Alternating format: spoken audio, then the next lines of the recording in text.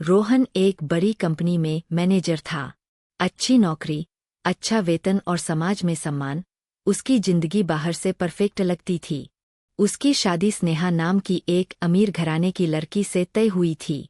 घर में खुशियों का माहौल था और शादी की तैयारियां जोर शोर से चल रही थीं। रोहन की माँ, जिन्होंने उसे पाल पोस कर बड़ा करने के लिए पूरी उम्र मेहनत की थी, सबसे ज्यादा खुश थीं। उनकी आंखों में बेटे की शादी का सपना साफ झलक रहा था। एक दिन शादी की खरीदारी से लौटकर स्नेहा ने धीरे से पूछा, रोहन, तुम्हारी माँ हमेशा दस्ताने क्यों पहनती है? एक बार मैंने देखा, उनके हाथ बहुत खुरदरे और बदसूरत है। यह बात रोहन को भी खटकती थी। उसे माँ के उन हाथों की वजह से शर्म महसूस होने लगी। वह गुस्से में माँ के पास गया और बोला, माँ, स्नेहा तुम्हारे हाथों के बारे में पूछ रही थी। शादी के दिन तो हाथ छिपाकर रखना, वरना मेरे दोस्तों के सामने मेरी इज्जत खराब हो जाएगी।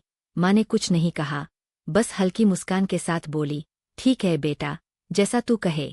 शादी से एक रात पहले रोहन पुरानी तस्वीरें देख रहा था। तभी उसे एक फाइल और कुछ कागज मिले।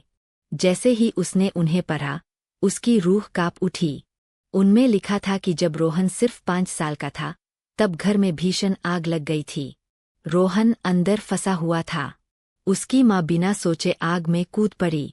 अपने नंगे हाथों से उन्होंने जलती लकड़ियां हटाईं, ताकि बेटे को एक खरोंच भी न आए। रोहन बच गया, लेकिन माँ के हाथ बुरी तरह जल गए और हमेशा के लिए खुरदरे हो गए।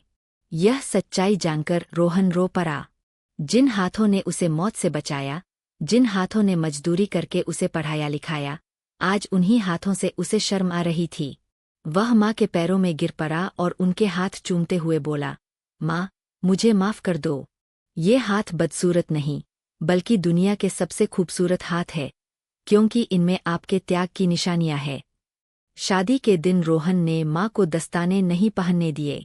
उसने गर्व से माँ का हाथ पकड़ा और सबको उनसे मिलवाया। सीख यही है कि माँ की सुंदरता चेहरे में नहीं, बल्कि उन बलिदानों में होती है, जो वह बच्चों के लिए चुपचाप सहती है।